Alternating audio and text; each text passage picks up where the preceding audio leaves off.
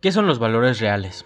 Valor real es aquel que tienen los bienes en el mercado en ese momento con su antigüedad y desgaste. El valor real se calcula restando la depreciación que haya podido sufrir el objeto al valor de nuevo. ¿Qué son los valores contingentes? Son derechos u obligaciones que están sujetos a una probabilidad. ¿En dónde se registran los valores reales y dónde se registran los contingentes?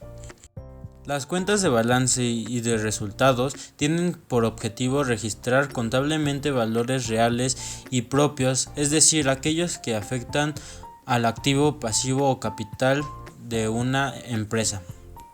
¿Cuáles son las cuentas de orden? ¿Con qué otros nombres se le denomina a las cuentas de orden?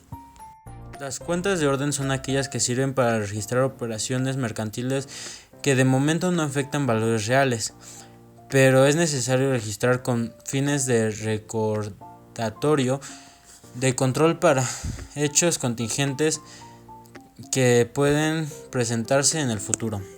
A este tipo de cuentas se les designa también los siguientes nombres: cuentas de saldo compensados y cuentas de registro.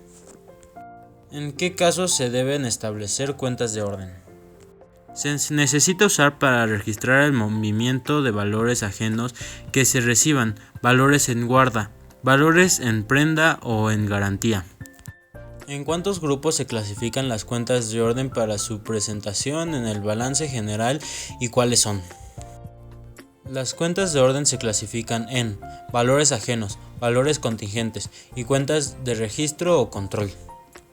¿Por qué importe se forma el grupo cuentas de registro? Cuentas de registro son aquellas que ya habían sido registradas en un asiento contable, se vuelven a anotar con un objeto de control. ¿En cuántos grupos se clasifican las cuentas de orden para facilitar su movimiento e interpretación y cuáles son?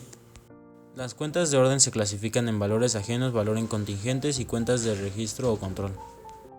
¿Qué idea deben dar los nombres que se asignen a las cuentas de orden? Los nombres o los títulos de las cuentas de orden deben dar una idea clara y precisa de las operaciones en que aquellas se registran, con el fin de interpretar fácilmente su objeto y movimiento. En grupos de cuentas se deben establecer las cuentas de orden. Las cuentas de orden se restablecen en grupos de dos.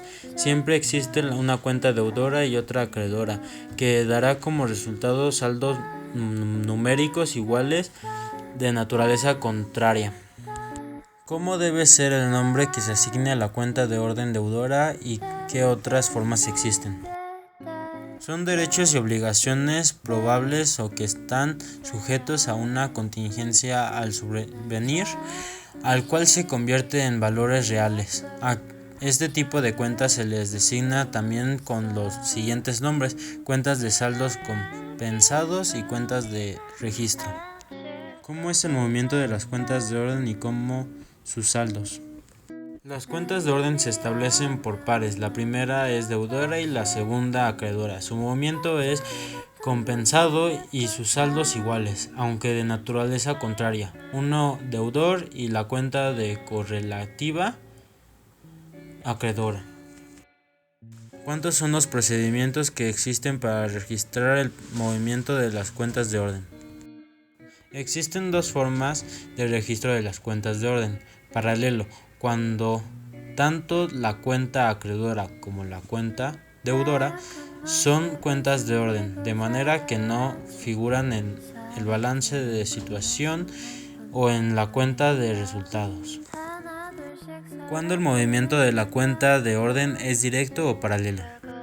El movimiento es directo o paralelo cuando en un asiento tanto la cuenta deudora como la acreedora son de orden, no intervienen cuentas de balance o de resultados. ¿Cuándo el movimiento de las cuentas de orden es cruzado? Se dice que el movimiento de las cuentas de orden es cruzado cuando se alterna un cargo de cuentas de orden con abono a una cuenta de balance o de resultados o viceversa. ¿En qué parte del balance general se presentan las cuentas de orden?